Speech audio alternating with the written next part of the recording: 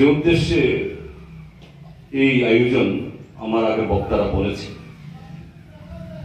উপলক্ষ আগামী 29, 30, 31 জানুয়ারি আমাদের পার্টির 24তম রাজ্য সম্মেলন হবে। তো রাজ্য সম্মেলনের সাথে আপনাদেরকে এখানে আহ্বান করা, তার সাথে সম্পর্কটা কি? যারা আমাদের পার্টির কাজকর্ম সম্পর্কে সেরকম ভাবে ওয়াকিবহাল না, বা অকারণে যারা আমাদের পার্টির কর্মসূচিকে যারা বিরোধিতা করেন নানাভাবে, তারা মনে করেন কোন রাজনৈতিক দলের সম্মেলন মানে হল কিছু লোকের একসাথে বসে কিছুক্ষণ কথাবার্তা বলা, খাওয়া দাওয়া করা, বা কোন নেতা নির্বাচন করা। এটা ভারতের কমিউনিস্ট পার্টি মার্ক্সবাদী, অবশ্যই আমাদের পার্টির যে সংবিধান, তার যে গঠনতান্ত্রিক যে পদ্ধতি বা নিয়ম, 3 বছর অন্তর আমাদের আয়োজন, এবং এই আয়োজন একেবারে তৃণমূল স্তর, অর্থাৎ আমরা যেটাকে বলি ব্রাঞ্চ, হয়তো অনেকে এই শব্দটির সাথে পরিচিত নাও হতে পারেন। তৃণমূল স্তর আমাদের পার্টির সাংগঠনিক যে কাঠামো, সেখান থেকে শুরু করে সর্বভারতীয় স্তর। এটা শুধু আমাদের গঠনতান্ত্রিক যে তার বাধ্যবাধকতা, এটাকে পালন করার জন্য। এই সম্মেলনের মধ্য দিয়ে আমরা আমাদের দেশের, রাজ্যের, জেলার, মহকুমার বা সে অঞ্চল চলমান আর্থ, সামাজিক, সাংস্কৃতিক, রাজনৈতিক সমস্ত বিষয় দেশের হিতে, জাতির হিতে কিভাবে এটাকে আমরা পরিচালিত করব, অবশ্যই তার সাথে ভারতের কমিউনিস্ট পার্টি মার্ক্সবাদীর যে মূল লক্ষ্য, এই সমাজকে, গোটা জাতি, গোটা দেশের জনসংখ্যা, তাদের ভেতরে যাতে বর্তমান অবস্থাতে যে বৈষম্য আছে, কলহ আছে, বিভাগ আছে, যা একটা স্বাধীন দেশের বা একটা সভ্য সমাজের কাছে মোটেই আকাঙ্ক্ষিত না, সেই লক্ষ্যে নিয়ে যাওয়ার প্রশ্নে আমরা আমাদের লড়াই সংগ্রামকে আমরা কিভাবে এগিয়ে নিয়ে যাব। আমার আগের বক্তা কমরেড অমল খুব সংক্ষিপ্ত সুন্দরভাবে বলেছে যে আমাদের এই আগামী সম্মেলন বা আগামী 29 তারিখে যেটাকে কেন্দ্র করে যে জনসভার ডাক আমরা দিয়েছি, সেই সম্মেলনে বা জনসভাতে আমরা আমাদের রাজ্যের বর্তমান যে দম বন্ধ করার একটা পরিস্থিতি যা চলছে গত 7 বছর ধরে, কিভাবে এখান থেকে বেরিয়ে আসবে। আমাদের এই সম্মেলন প্রক্রিয়াতে যারা নিয়মিত পত্রপত্রিকা পড়েন, বিশেষ করে আমাদের পার্টির মুখপত্র রেডিও দেশের কথা নিশ্চয়ই অনেকেই পড়েন, নিশ্চয়ই দেখেছেন যে আমরা এই আগামী 29, 30, 31 অর্থাৎ এই পর্বে আসার আগে তৃণমূল স্তরে, অর্থাৎ আমরা যেটাকে ব্রাঞ্চ বলি, এতে প্রায় 4000 আমাদের এরকম সম্মেলন বা বৈঠক হয়েছে। তার উপরের স্তরে আরো প্রায়, অর্থাৎ অঞ্চল, মহকুমা, জেলা এবং এই সমস্ত আমাদের আয়োজনে বিগত 7 বছর ধরে প্রতিদিন প্রতিনিয়ত কিভাবে এই রাজ্যের মানুষের গণতান্ত্রিক অধিকার সেটাকে খর্ব করা হয়েছে, কিভাবে এই রাজ্য একদা সারা দেশের মধ্যে উন্নয়নের একটা মডেল হিসাবে রাজনৈতিক ভাবে বা মতাদর্শগত ভাবে যারা আমাদের কট্টর বিরোধী তারাও এটাকে স্বীকৃতি বাধ্য হতেন। সেই ত্রিপুরাজ্য সারা দেশের সামনে যে সময় আদায় করেছে, সেই ত্রিপুরাজ্য আজকে সমস্ত ক্ষেত্রে শিক্ষা বলুন, স্বাস্থ্য বলুন, যারা দুর্বলতর অংশের মানুষ তাদের অধিকার চর্চার কথা বলুন, আইন শৃঙ্খলা, নারীদের নিরাপত্তা সংগ্রাম এবং সর্বোপরি রাজ্যের গণতান্ত্রিক পরিবেশ, যেন একদল লুটেরার কাছে, একদল রাজনৈতিক ডাকাতদের কাছে এই ত্রিপুরার জন্য ছটফট করছে। আমরা আমাদের সম্মেলনকে কেন্দ্র করে আপনারা দেখেছেন ত্রিপুরাজ্যের বর্তমান যে পরিবেশ, সব জায়গায় তো জনসভা করা, প্রকাশ্য সভা করা, তার পরিবেশ এখানে নেই। আমরা একদিকে জনসভা, সেই জনসভা আমাদের সম্মেলন কি উদ্দেশ্যে মানুষের কাছে একটু নিয়ে যাওয়ার জন্য কোথাও কোথাও সে আয়োজন আমরা করেছি। পাশাপাশি দৈনন্দিন জীবনে যেভাবে কৃষক, খেতমজুর, দিনমজুর, জুমিয়া, বেকার যুবক তাদের অধিকার,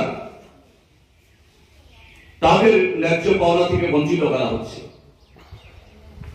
এবং খুবই উদ্দেশ্য প্রণীত ভাবে বর্তমান শাসক দল তাদের রাজনীতিকে চরিতার্থ করার জন্য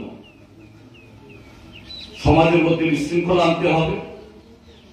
আর সেই বিশৃঙ্খলা সৃষ্টি করতে হলে পরে নতুন প্রজন্ম খুব সুকৌশলে, অত্যন্ত সুপরিকল্পিত ভাবে এই জীবনকে বিপদচালিত করতে হবে। একদিক থেকে রোজি রোজগারে কোন নিশ্চয়তা নেই, সর্বত্র অনিশ্চয়তার ছানি, অথচ তাদেরকেই আকাশচুম্বী প্রতিশ্রুতি দিয়ে তারা 2018-তে ক্ষমতা দখল করেছে। একেবারে সর্বোচ্চ স্তরের তার নেতৃত্ব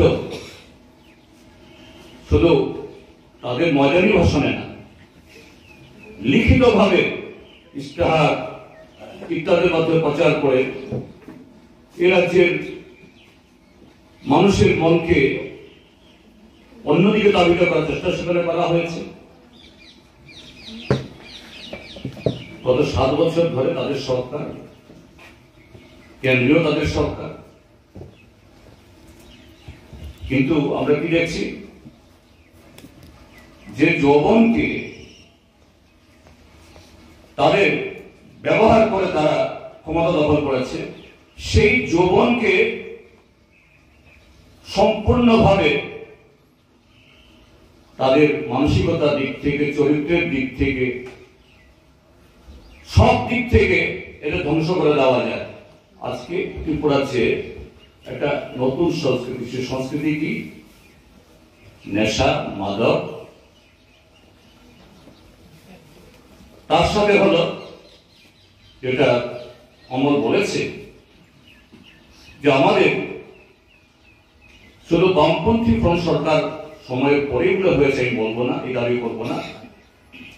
আমাদের সমাজের পরম্পরা যে বড়দের সম্মান করা এবং বড়দেরও ছোটদের বা অনুজদের তাদের ঠিক সেরকম ভাবে হাত ধরে এগিয়ে নিয়ে যাওয়া। আজকে এই জায়গাতে খুব পরিকল্পিত ভাবে এটাকে কলুষিত করে দেওয়া হচ্ছে। এই ত্রিপুরাজ্য যেন নেশার সাগরে, আপনার পত্রপত্রিকা দেখে থাকবেন, আমাদের ত্রিপুরাজ্যের বর্তমান মুখ্যমন্ত্রী বা অন্যান্য বড় বড় মন্ত্রীদের স্কুল উদ্বোধন করতে দেখা যায় না, হাসপাতাল উদ্বোধন করার ছবি পাবেন না, কিন্তু নেশা থেকে মুক্ত করার জন্য কেন্দ্র, এটা উদ্বোধনের জন্য ভূমি পূজা, এটা উদ্বোধনের জন্য লক্ষ লক্ষ টাকা ব্যয় করে প্রচার, এটাই করব নেশা মুক্তি কেন্দ্র। আরে নেশা মুক্তি কেন্দ্র যদি গড়ে তুলতেই হয়, এটা নিয়ে আবার এত ডাকদোল পিটিয়ে, তো এটা নেশা মুক্তি কেন্দ্র গঠন করতে গিয়ে ডাকদোল পিটানো মানে তো এটাকে আরো উৎসাহিত করা। কাজে এ রাজ্যে কোন হাসপাতাল, স্কুল বা অন্য কোন মানব সম্পদ গঠনের বা অর্থনৈতিক বুনিয়াদ তৈরি করার কেন্দ্র, এটা উদ্বোধনের করার জন্য খুব কচিত তার দেখা যায়। কিন্তু নেশা বা আরো এই জাতীয় উদ্যোগ সংস্কৃতি কিভাবে প্রচার করা যায় তারই প্রতিযোগিতা, এবং সেই জন্য অর্থের কোনো অভাব সেখানে নেই। কিন্তু বন্যা ত্রাণ বা অন্য কারণে অর্থের সেখানে অভাব।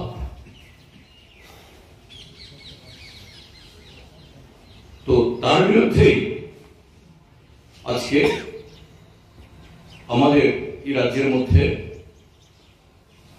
যে এই রাজ্যকে আবার বিকাশ বা উন্নয়নের সেই পথে নিয়ে আসতে, এবং এই রাজ্যে মানুষের যে গণতান্ত্রিক অধিকার, এখানে নির্বাচন যে সংস্কৃতি ছিল, মানুষ অবাধে নির্বাচন মানে এখানে একটা উৎসব, কারণ শুধু কোন নির্বাচন না, রাজনৈতিক দলগুলোর ভিতরে যদি সেই গণতান্ত্রিক পরিবেশ না থাকে, অগণতান্ত্রিক পরিবেশে যদি কোন রাজনৈতিক দল তৈরি হয়, নেতৃত্ব নির্বাচন হয়, তারা কখনো ঠিক সেরকম ভাবে জনগণের কাছে সেই গণতন্ত্রের স্বাদ দিতে পারে না। আজকে তাই হচ্ছে। তো এবারে এই যে সম্মেলনের প্রক্রিয়ায় আমরা অভূতপূর্ব আমরা সারা পেয়েছি, সারা ত্রিপুরাছি। আজকে সে কারণে যারা জনস্বার্থ বিরোধী, আমাদের দেশের সংবিধান বা এই পরম্পরা বিরোধী, স্বাভাবিকভাবেই এটা তাদের বিরুদ্ধে যাচ্ছে, তারা আতঙ্কিত। সে কারণে আমাদের ছোটখাটো আয়োজন সেখানে কিভাবে প্রতিবন্ধকতা তৈরি করা যায়, আপনারা দেখেছেন আজকের পত্রিকাতে। আমি গতকাল গিয়েছিলাম ঊনকোটি জেলার একটা ছোট্ট গ্রামে একটা সভা করার জন্য, এডিসি এলাকার ভেতরে, একেবারে লংতরাই এর ভেতরে। আমার সে জনসভাতে হাজার হাজার লোক আসার কথাও নেই, হাজার হাজার লোকও নেই, কিন্তু সেখানে যেতে দেওয়া যাবে না। সেই জায়গায় যাওয়ার তিনটা রাস্তার মধ্যে সকাল থেকে মদ মাংস খাইয়ে গুন্ডাদের লাগিয়ে বাধা সৃষ্টি করার চেষ্টা। যাই হোক, অন্য পথে, ভুল পথে আমি গেছি। তারপরও একজন মন্ত্রী তার পরিবারের সদস্যদের নেতৃত্বে গোলযোগ সৃষ্টি করার চেষ্টা, এবং এটা মোটেই ওই এলাকাকে কেন্দ্র করে এটা করানো হচ্ছে তা নয়। আপনারা দেখছেন যে ধারাবাহিকভাবে বিগত কদিন ধরে তাদের একজন সাংসদ কদিনের জন্য মুখ্যমন্ত্রীও ছিলেন। এই কদিন আগে পৌষ সংক্রান্তি, তার কদিন আগে এই শারদ উৎসব গেল। এই শারদ উৎসবের মঞ্চে দাঁড়িয়ে, মন্দিরের প্রাঙ্গণে দাঁড়িয়ে, পৌষ সংক্রান্তির উৎসবে দাঁড়িয়ে সেখান থেকে সিপিআইএম এর বিশুদ্ধার করছেন। আমরা 29 তারিখে স্বামী বিবেকানন্দ ময়দানে আমাদের প্রকাশ সমাবেশ করব। 1 মাস আগে আমরা দরখাস্ত দিয়েছি এবং দরখাস্ত দেওয়ার সময়তে এটাও আমরা অবগত হয়েছি, তখন স্বামী বিবেকানন্দের সরকারি বা কোন রাজনৈতিক কোন প্রোগ্রাম নেই। কিন্তু আমাদের কাগজ পাওয়ার পরেই চক্রান্ত শুরু হয়ে গেল। নাম কেউ আসতে একটা সরকারি মেলা লাগিয়ে দিল। সরকারি মেলা কাজে মাঠ দেওয়া যাবে না। আমরা তারপরে বললাম উমাকান্ত একাডেমির সামনের প্রাঙ্গণটা দিন, বলছেন স্কুল খোলার দিন। তো আমরা দেখিয়ে দিলাম ঠিক 1 বছর আগে, গত 2023-এর 12ই জানুয়ারি বৃহস্পতিবার এই উমাকান্ত ময়দানের সামনে তাদের সর্বভারতীয় সভাপতি জেপি নাড্ডাকে নিয়ে এসে বর্তমান মুখ্যমন্ত্রী, প্রাক্তন মুখ্যমন্ত্রী সবার উপস্থিতিতে স্কুল বন্ধ করে দিয়ে আয়োজন। আর সে মুখ্যমন্ত্রী এখন বলছেন কি করে দেওয়া যাবে স্কুল খোলার দিন। এরকম শুধু একটা ঘটনা না, কেন ঘটনাগুলি হচ্ছে? একটাই কারণ, এরা আজকে গত 7 বছর ধরে এই ত্রিপুরার যে জনগণের বিরুদ্ধে যে অপরাধ তারা করেছে বা করছে, যে মিথ্যার উপর দাঁড়িয়ে তারা আজকে গদি দখল করেছে এবং যে যুবকদেরকে বিপদচালিত করে গুন্ডা মস্তান তৈরি করে তাদের এই সংসার তৈরি করেছে, এরা উপলব্ধি করতে পারছে ভেতর থেকে। এগুলি সব অন্তঃসার শূন্য হয়ে যাচ্ছে। শুরুতে যেরকম ভাবে সাড়া পাচ্ছিল, এখন সে সাড়া দিচ্ছে না এবং ত্রিপুরাজ্যের মানুষ এই অবস্থা থেকে বেরিয়ে এসে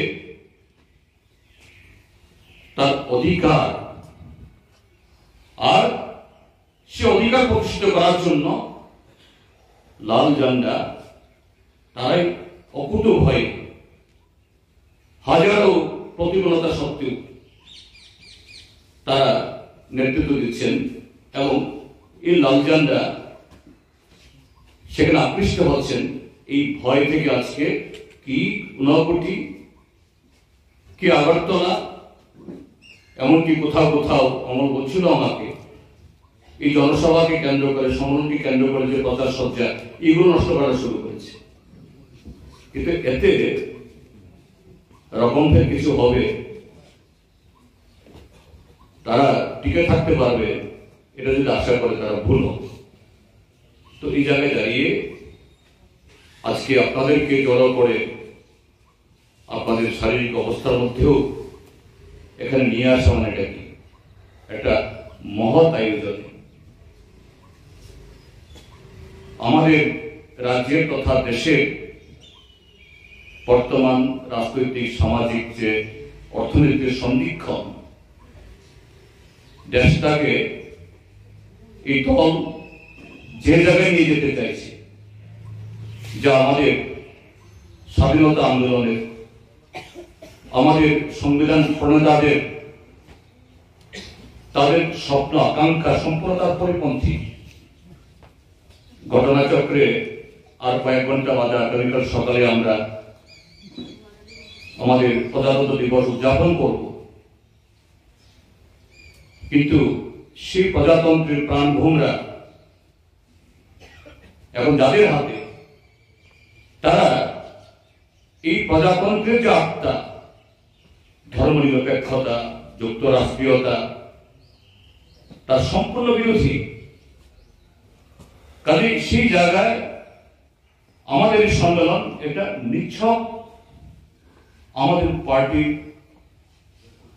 যে 3 বছর অন্তরের, এই 3 বছর অন্তর তার একটা গঠনতান্ত্রিক বাধ্যবাধকতা অনুযায়ী একটা মিলন বা সম্মেলন না, তার চেয়েও বিরাট এবং অনেক বেশি সুদূর প্রসারী। সেই জায়গায় আজকে আপনাদেরকে এখানে নিয়ে আসা মানে হলো আপনাদের চেহারা দেখলো। আমি সবার নাম জানি না, কিন্তু চেহারায় অনেককে আমি চিনি। তো আপনাদের দেখা মানে আমাদের আত্মবিশ্বাসকে আরো বাড়ানো, আপনাদের উপস্থিতি মানে এটা সবসময় আমাদেরও যাতে এই বিশ্বাস তৈরি হয় যে না শুধু আমরা একা নই, আমাদের সাথে যারা আমাদের পথ প্রদর্শক, যারা হাত ধরে আমাদেরকে লড়াই এনেছেন তারা আছেন, নতুন প্রজন্ম তো আছেই, এবং আগামী দিন লাইন আরো বড় হবে এবং এই ত্রিপুরাজ্য বর্তমান যে অচলাবস্থা, অচলায়তন থেকে মুক্ত হবে। অন্তত আপনাদেরকে আমরা এই আশা দিতে পারি যারা আজকে লড়াই সংগ্রামের মধ্যে যারা আমরা আছি। কাজে আমার কথা আমি বাড়াবো না, আমি আবারও আয়োজক আমাদের পার্টির এই অভয়নগর অঞ্চল কমিটি তাদেরকে অসংখ্য ধন্যবাদ জানাবো। এরকম একটা ব্যতিক্রমী এবং মহতি আয়োজন তারা করেছেন, কিন্তু তার চেয়ে বেশি অভিনন্দন জানাবো আপনারা যদি না আসতেন, আয়োজন যাই হোক এটা সেভাবে সফল হতো না। সত্যি আমি অত্যন্ত আপ্লুত এবং অনেক অনেক বেশি আত্মবিশ্বাস নিয়ে আগামী দিন আমাদের লড়াই সংগ্রামে ব্রতী হওয়ার জন্য যে শক্তি আপনারা সঞ্চার করেছেন, এই কথাগুলো বলে আবারও আপনাদের দীর্ঘায়ু, সুস্বাস্থ্য কামনা করে সবাইকে অভিনন্দন এবং সশ্রদ্ধ প্রণাম জানিয়ে আমার বক্তব্য শেষ করছি। ধন্যবাদ। ইনকলাব।